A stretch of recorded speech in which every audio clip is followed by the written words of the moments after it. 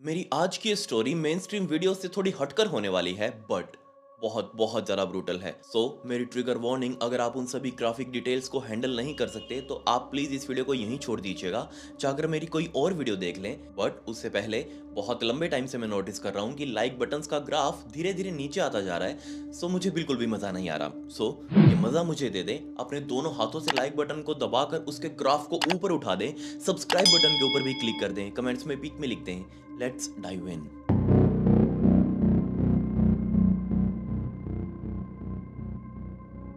23 जून 1996 की दोपहर को लखविंदर अपने कनाडा के हैमिल्टन में बने हुए इस घर के अंदर अपनी किचन में बर्तन धो रही थी और तभी उसको बाहर लिविंग हॉल से उसके पति रणजीत सिंह की चिल्लाने की बहुत जोर से आवाज आई।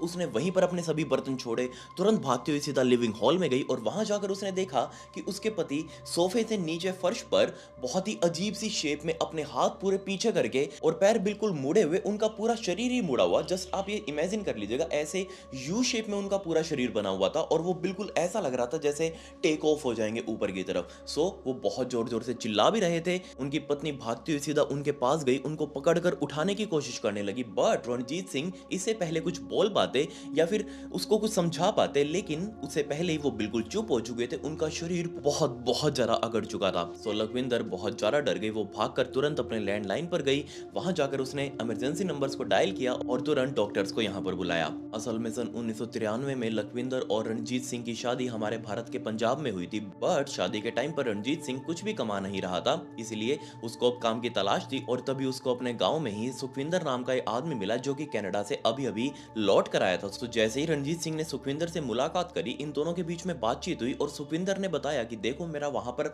कनाडा में हैमिल्टन शहर के अंदर बहुत अच्छा काम है पुरानी गाड़ियों का, और अगर तुम चाहो तो तुम मेरे साथ यहाँ से उठकर सीधा कनाडा चल सकते हो, क्योंकि यहाँ पर कोई भी खास जिंदगी नहीं है। तुम वहां जाओगे, तुमको वहां की क्वालिटी जिंदगी मिलेगी, क्वालिटी लाइफस्टाइल मिलेगा।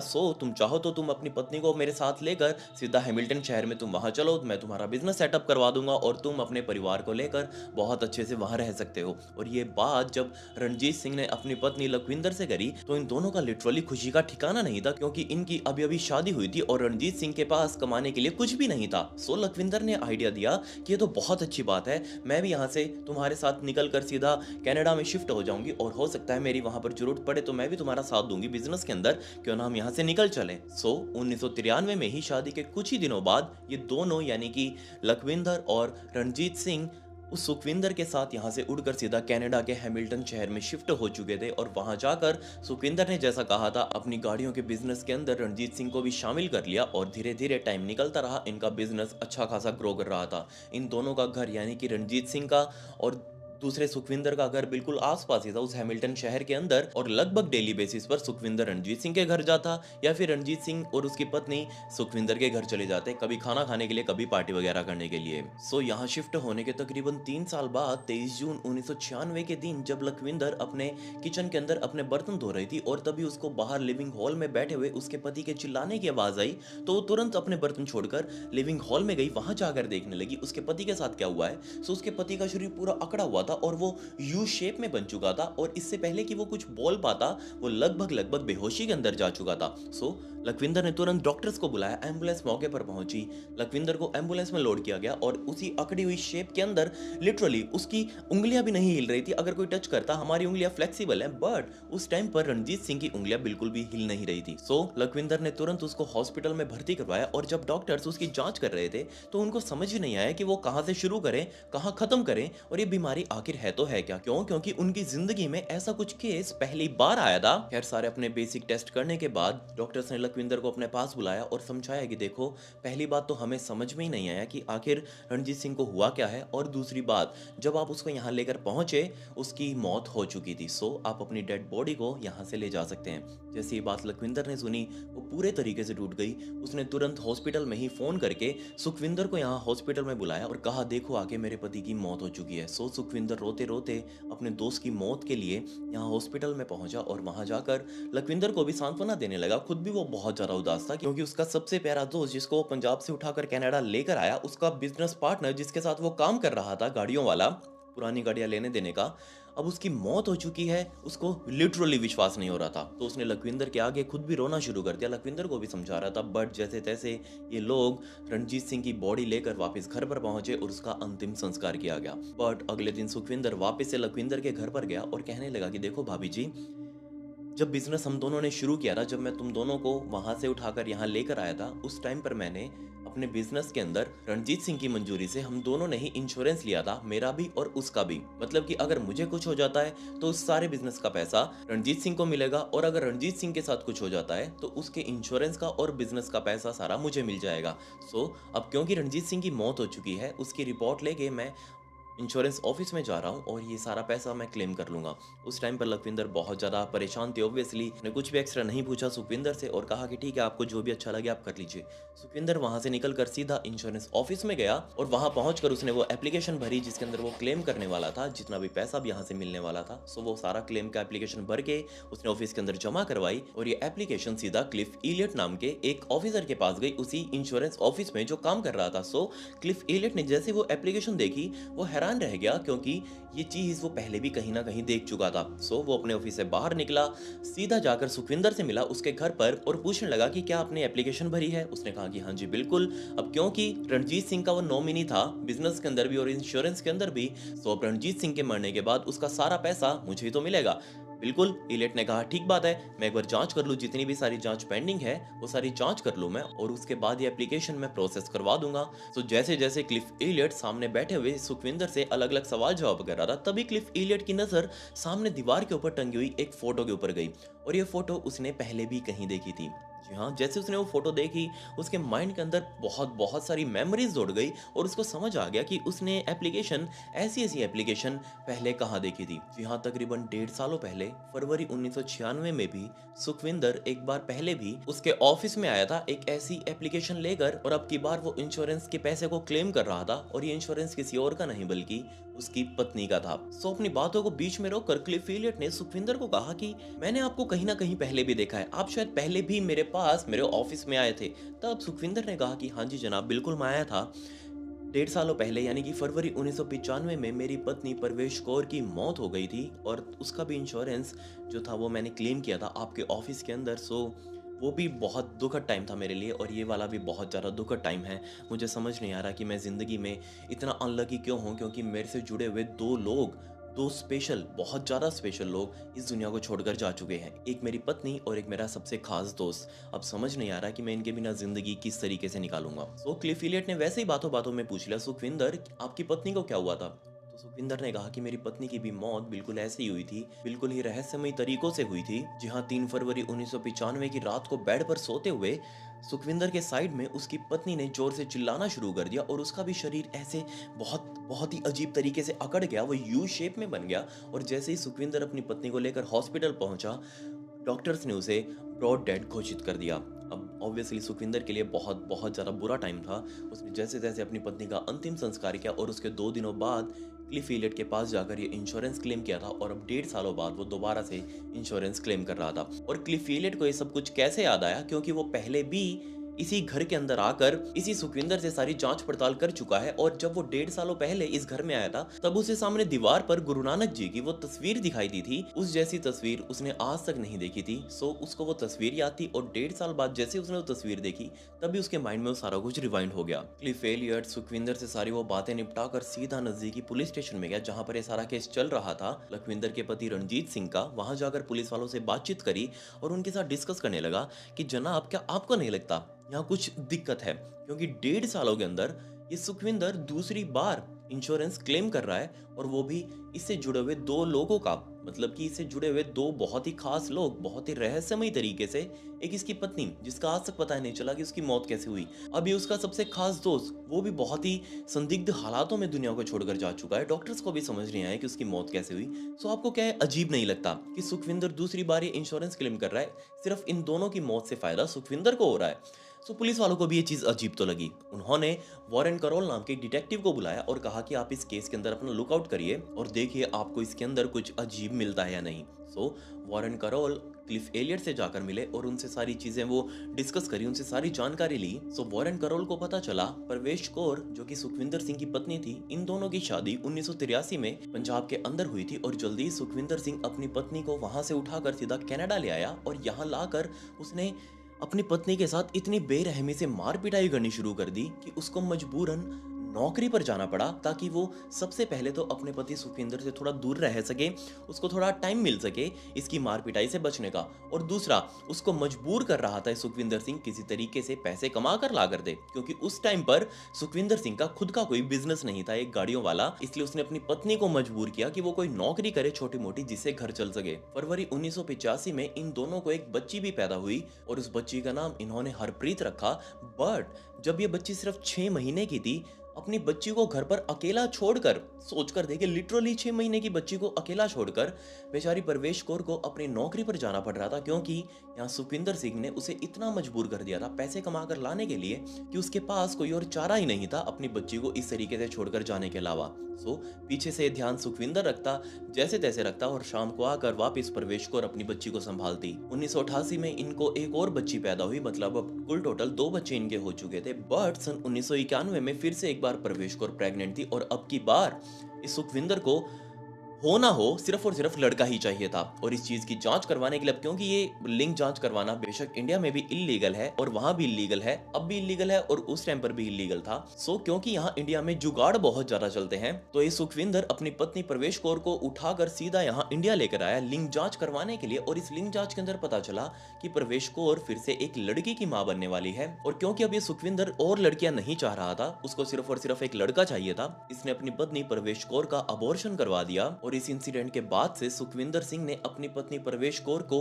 और ज्यादा मारना पीटना शुरू कर दिया। और इसके 2 कारण थे, क्योंकि सुखविंदर सिंह को ऐसा लग रहा था कि उसकी पत्नी उसे एक लड़का नहीं दे पा रही है, और दूसरा सुखविंदर सिंह एक लड़का गोद लेने की तैयारी में था, उसने सारी फॉर्मेलिटीज पूरी कर ली थी। बट जैसे ये बात परवेश कौर को पता लगी, उसने अपने घर पर बताई। और क्योंकि अब सुखविंदर सिंह पर परवेश कौर के घर वालों ने दबाव बनाया कि नहीं तुम ऐसे बच्चा गोद नहीं ले सकते, अगर लड़का चाहिए जैसा भी चाहिए तो अपनी पत्नी के साथ करो, ऐसे बाहर का बच्चा हम लोग एक्सेप्ट नहीं करेंगे। अब क्योंकि परवेश कौर के घर वालों का दबाव बन चुका था सुखविंदर के ऊपर, उसने वो बच्चा लेने का प्लान भी कैंसिल कर दिया। लेकिन वो इस चीज का गुस्सा सारा का सारा परवेश कौर के ऊपर निकालता। धीरे धीरे टाइम निकलता रहा और इस सुखविंदर सिंह ने मारना पीटना अपनी पत्नी के साथ जारी रखा और लिटरली वो जानवरों की तरह मारता अपनी पत्नी परवेश कौर को। बट टाइम निकलने के साथ साथ परवेश कौर के शरीर में भी बीमारियों ने घर कर लिया और उसको कंटिन्यू माइग्रेन का सिरदर्द रहने लगा।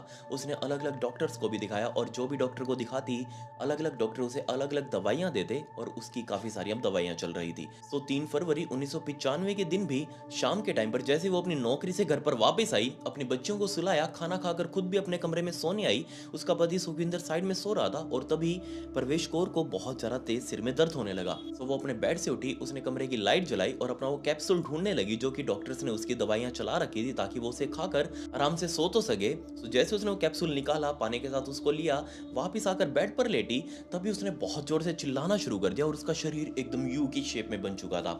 साइड में उसका पति सुखविंदर लेटा हुआ था, उसकी चिल्लाहट सुनकर वो उठा, उसने अपनी पत्नी को बचाने की कोशिश करी बट वो कुछ भी नहीं कर सका, उसका शरीर बहुत बहुत ज्यादा अकड़ चुका था। सुखविंदर ने तुरंत कॉल करके एम्बुलेंस को यहाँ पर बुलाया और जिस टाइम पर एम्बुलेंस के डॉक्टर उतरकर परवेश कौर को उठा रहे थे, उन्होंने परवेश कौर का मुंह देखा और उसके दांत बिल्कुल ऐसे जैसे कि वो किसी को बहुत ज्यादा गुस्से में देख रही हो या फिर वो अपने आप की फ्रस्ट्रेशन निकाल रही हो या फिर वो कुछ बताने की कोशिश कर रही हो, उसके एक्सप्रेशन बिल्कुल ऐसे। और जैसे ये चीज डॉक्टर ने देखी, उन्होंने तुरंत उसको उठाकर सीधा एम्बुलेंस में लोड किया। वो यू शेप में ही, वो पूरा सीधा भी नहीं कर पाए परवेश कौर को, उसका शरीर इतना ज्यादा अकड़ चुका था। सो डॉक्टर के पास लेकर गए, वहां जाकर डॉक्टर ने उसके टेस्ट करने शुरू किए बट इससे पहले कि वो कुछ कर पाते, परवेश कौर ब्रॉड डेड थी।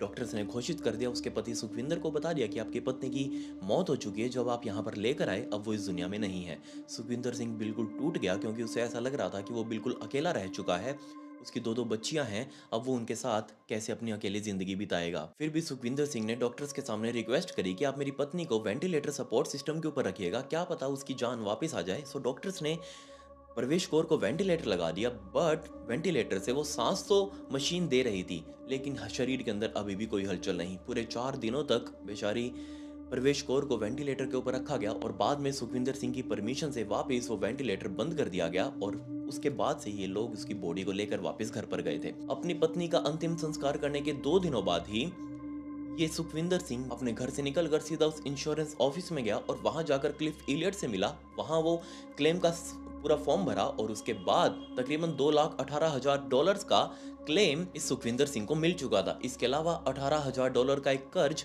बैंक का कर्ज जो कि उसने अपनी पत्नी प्रवेश कौर के नाम पर लिया हुआ था, वो कर्ज भी अब माफ हो चुका था। तो fast forward to June of 1996 यानी कि जून 1996 में अभी तक 1.5 सालों के अंदर 2 लोगों की मौत हो चुकी थी, रणजीत सिंह खेला और दूसरी सुखविंदर की पत्नी प्रवेश कौर, जो कि ये दोनों ही बहुत ज्यादा क्लोज थे सुखविंदर सिंह के। अब डिटेक्टिव कैरल को सुखविंदर के ऊपर थोड़ा थोड़ा शक होने लगा। उनको लग रहा था कि सुखविंदर का पास्ट सिर्फ इतना ही नहीं है, यहाँ जरूर कुछ और भी होना चाहिए। और लिटरली आगे आगे जो चीजें आप सुनेंगे वो सच में बहुत बहुत ज्यादा ग्राफिक होने वाली हैं। सो अगर आप उन चीजों को हैंडल नहीं कर सकते तो प्लीज आप इसको यहीं छोड़ दीजिएगा, क्योंकि असली चीजें तो अब शुरू होंगी। जहां कैरोल ने इंडिया में बैठे हुए अपने दोस्त केविन ढिंसा को संपर्क किया और ये केस उनके साथ डिस्कस किया, ये पूरा केस उनके साथ डिस्कस किया। अब ढिंसा ने कहा कि ठीक है, मैं इसके बारे में देखता हूँ क्या कुछ आपको यहाँ बता पाता हूँ, या पंजाब में जाऊंगा, वहां जाकर इसके बारे में पूछताछ करूंगा और जो भी कुछ मिलेगा मुझे मैं आपके साथ शेयर जरूर कर दूंगा। अब केविन ढिंसा जल्द से जल्द टाइम निकालकर पंजाब के लुधियाना शहर में पहुंचे। वहां जाकर पुलिस वालों से बातचीत करी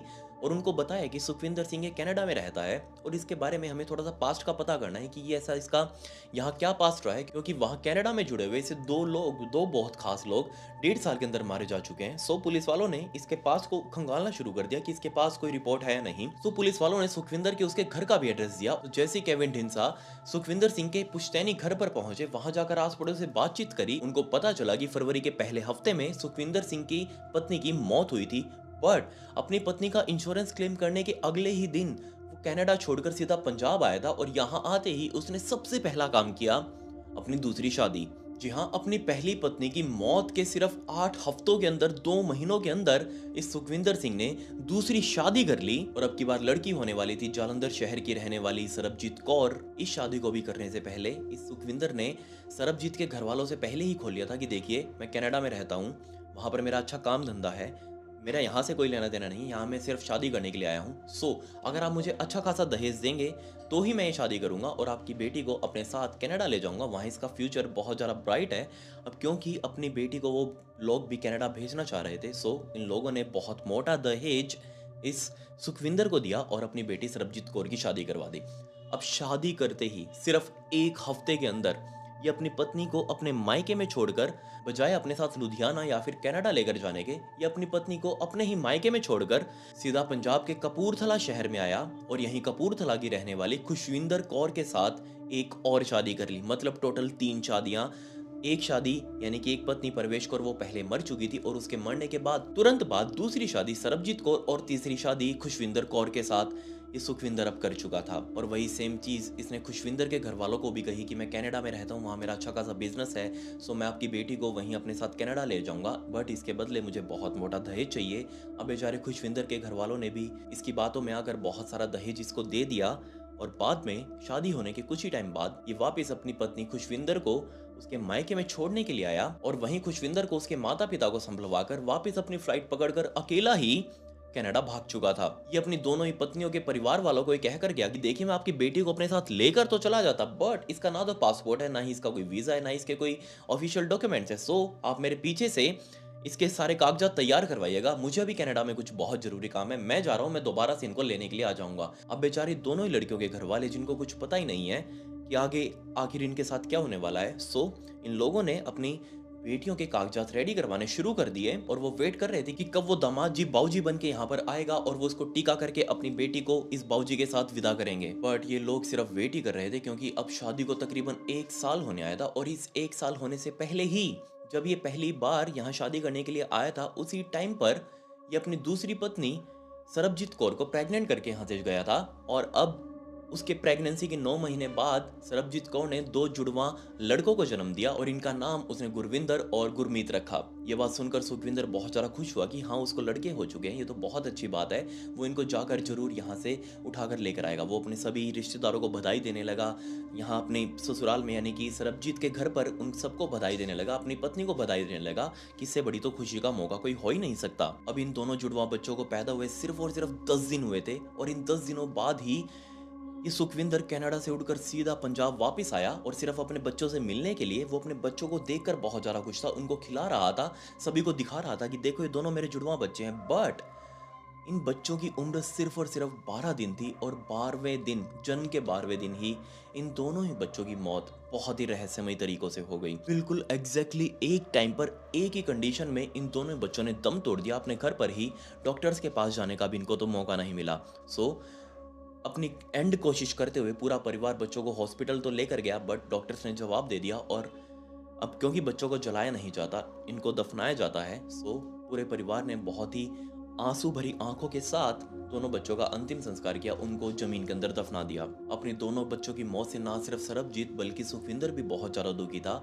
अंतिम संस्कार करवाकर अगले ही दिन वो अपनी पत्नी सरबजीत को कहने लगा कि देखो मुझे एक बार लुधियाना जाना है, वहाँ जरूरी काम है अपने घर पर, सो मैं वो काम निपटा कर आता हूँ। सो वो सरबजीत को टाटा बाय बाय कहकर सीधा लुधियाना की तरफ निकला। बट वो लुधियाना नहीं गया था, बल्कि अपनी तीसरी पत्नी खुशविंदर कौर से मिलने कपूरथला जिले में गया था। असल में खुशविंदर कौर बहुत बहुत बेसब्री से वेट कर रही थी कि कब उसका पति उससे मिलने आएगा, उसको यहाँ से लेकर जाएगा, क्योंकि अब उनकी शादी को तकरीबन 1 साल होने वाला था। अभी तक वो सिर्फ एक ही बार मिले थे और वो भी शादी के टाइम पर। उसके बाद ना तो इस सुखविंदर ने कभी अपनी शक्ल दिखाई और ना ही वो इसको कुछ खास फोन कॉल करता था। शादी थी बस नाम मात्र की। बट अब क्योंकि खुशविंदर को पता था कि उसका पति यहाँ पंजाब आया हुआ है, सो उससे भी वो मिलने के लिए आएगा, वो बार बार उसको फोन कर करके बुला रही थी। सो अपनी पत्नी खुशविंदर से मिलने के लिए अपनी दूसरी पत्नी से बहाना लगा कर सुखविंदर सीधा गया कपूरथला और वहां जाकर अपनी पत्नी खुशविंदर कौर से मिला। जैसे ही सुखविंदर और खुशविंदर उस दिन मिले, इन दोनों के बीच में एक फाइनल हुआ कि हाँ, अब हम 2-3 दिनों के अंदर यहाँ से निकल जाएंगे, बट यहाँ से निकलने से पहले तुमको मेडिकल करवाना पड़ेगा,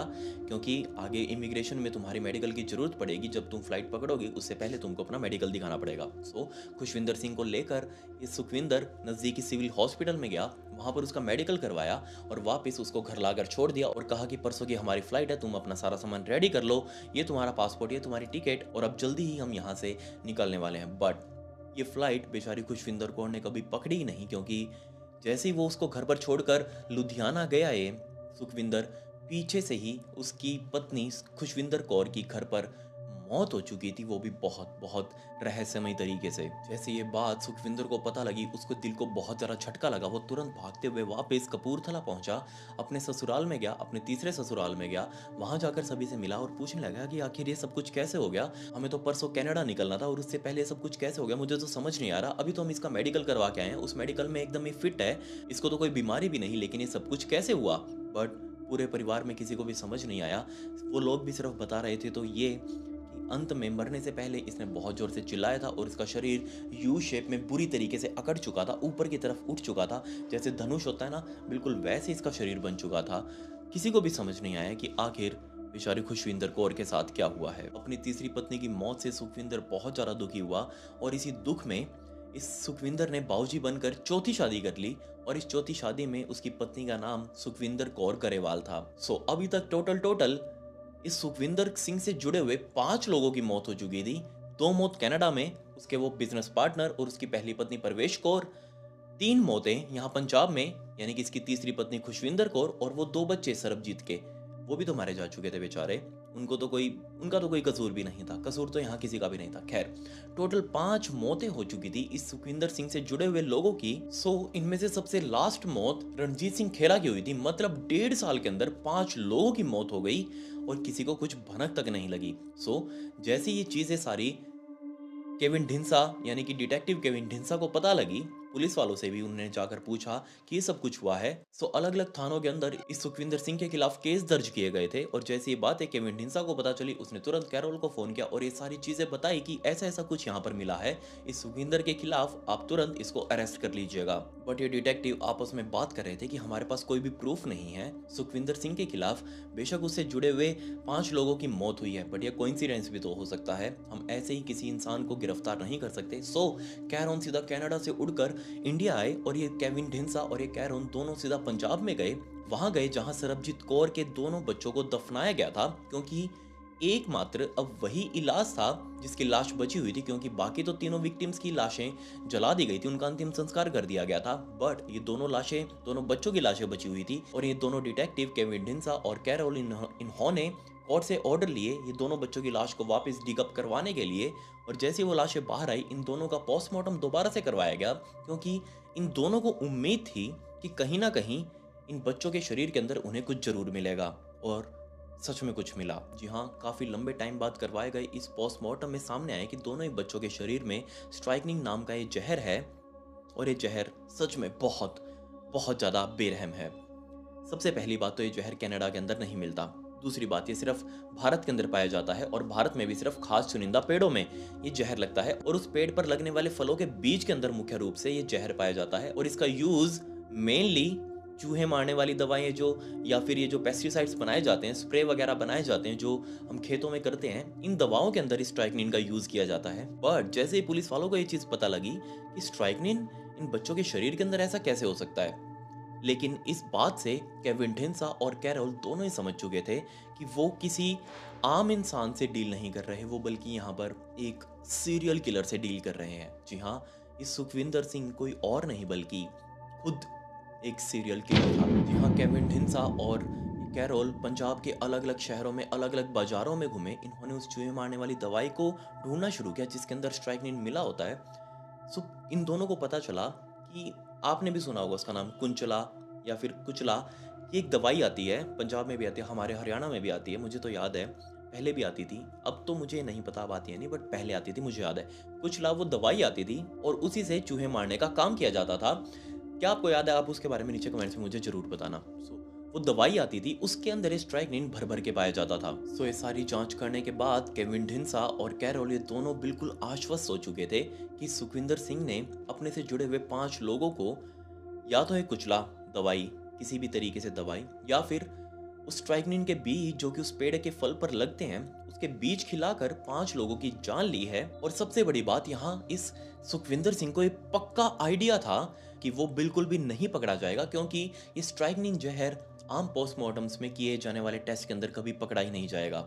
जी हाँ, ये स्ट्राइकनिन जहर का टेस्ट बिल्कुल अलग होता है, इसके लिए अलग तरीके से टेस्ट किए जाते हैं, तभी सामने आ पाता है कि बंदे को जहर दिया गया है नहीं दिया गया। वरना ये पोस्टमार्टम सिर्फ एक कार्डियक अरेस्ट दिखा दिया जाएगा कि हाँ बंदे को हार्ट अटैक आया या फिर उसका दिल या फिर उसका हार्ट फेल हो गया और उससे उसकी मौत हो गई। पुलिस वाले अब समझ चुके थे कि सुखविंदर ने किसी ना किसी बहाने से इन 5 को एक खिलाया होगा, बट ये बच्चों को कैसे दिया। तो इन बच्चों की माँ सरबजीत कौर को याद आया कि जब वो मिलने आया था यहाँ सुखविंदर, तो उसने अपने हाथों से बोतल में डालकर दूध पिलाया था इन दोनों बच्चों को, और वो दूध की बोतल इस सुखविंदर सिंह ने खुद तैयार करी थी।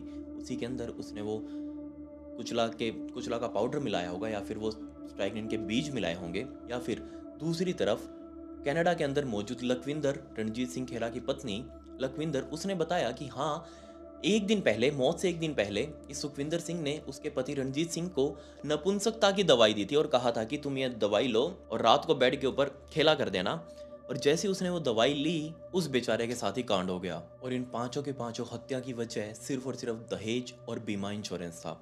जी हाँ, पहले उसने अपनी पत्नी परवेश कौर की घर वालों से बहुत मोटा दहेज लिया और बाद में उसके नाम का बीमा करवाकर उसकी जान ले ली स्ट्राइकनिन से, और बाद में उसका बीमा क्लेम कर लिया। दूसरा, उसने अपनी पत्नी खुशविंदर कौर के घर वालों से बहुत मोटा दहेज लिया था और बाद में उसका भी मर्डर कर दिया। तीसरा, उसने बच्चों को क्यों मारा? उसने बच्चों की जान सिर्फ और सिर्फ इसलिए ली ताकि आने वाले आगे टाइम में उसके ये यही बच्चे, यही लड़के कोई बखेड़ा खड़ा ना कर दे उसकी ज़िंदगी में, आने वाले टाइम में उससे कोई सवाल ना पूछे, या फिर जब वो बड़े होंगे उनको समझ आएगी तो वो भी ज़िद करेंगे अपने पिता का पास जानने के लिए, और वो उनको बताना नहीं चाहता, सिर्फ इसलिए उसने अपने ही बेटों की जान ले ली। चौथा, उसने अपने बिजनेस पार्टनर रणजीत सिंह खेड़ा की जान भी बस इसलिए ली ताकि वो उसके बीमा की रकम को क्लेम कर सके। ये सारी चीज़ें कैनेडियन पुलिस के साथ शेयर की गई और हैमिल्टन के अंदर ही कनाडा पुलिस ने इस सुखविंदर सिंह को गिरफ्तार कर लिया और जेल में डाल दिया, और 2001 तक इस पूरे के पूरे केस का ट्रायल चला। बट कैनेडियन पुलिस ने इंडिया के अंदर हुए 3 मर्डर को इंक्लूड नहीं किया अपनी चार्जशीट के अंदर, बट जो 2 मर्डर कनाडा के अंदर हुए थे उनको इंक्लूड किया, और इसी बेसिस पर मॉन्ट्रियल कोर्ट ने 2001 के अंदर इस सुखविंदर सिंह को आजीवन कारावास सुनाई। जी हाँ, लाइफ इम्प्रिजनमेंट, मतलब कि जब तक ये जिंदा रहेगा तब तक जेल में रहेगा। बट 21 नवंबर 2013 का दिन आ चुका था, मतलब कि अभी सिर्फ 12 साल ही बीते थे इस सुखविंदर सिंह को अपनी सजा काटते हुए। बट 21 नवंबर 2013 के दिन इस सुखविंदर सिंह की जेल के अंदर ही कैंसर से मौत हो चुकी थी। जिस टाइम पर इस सुखविंदर सिंह की मौत हुई उस टाइम पर इसकी उम्र सिर्फ 54 साल की थी, बट जो इसने कर्म किए थे उनका फल तो आना ही था। 54 साल की बहुत ही यंग एज के अंदर इसको कैंसर हो गया और इसकी मौत भी हो गई। सो ये पूरा कांड था सीरियल किलर सुखविंदर सिंह का। आपको इसके बारे में क्या कहना है मुझे कमेंट्स में जरूर बताएं, और अगर आपको ऐसी कोई स्टोरी सजेस्ट करनी हो मुझे या फिर मुझसे बात करनी हो तो ये मेरी इंस्टाग्राम आईडी का लिंक आपको डिस्क्रिप्शन में भी मिल जाएगा, आप मुझे वहां फॉलो जरूर कर लें। वहां पर बने हुए ब्रॉडकास्ट चैनल के अंदर मैं इस स्टोरी से जुड़ी हुई बैक स्टोरी फुटेज और फोटोज अपलोड करता हूँ, सो आपके हाथ से वो फॉलो बटन जरूर क्लिक हो जाना चाहिए। खैर, पिछली वीडियो का शाउट आउट सुमित शर्मा को and comment pick me to get a shout out in next video. मिलते हैं अगली वीडियो में। ये वीडियो देखने के लिए धन्यवाद।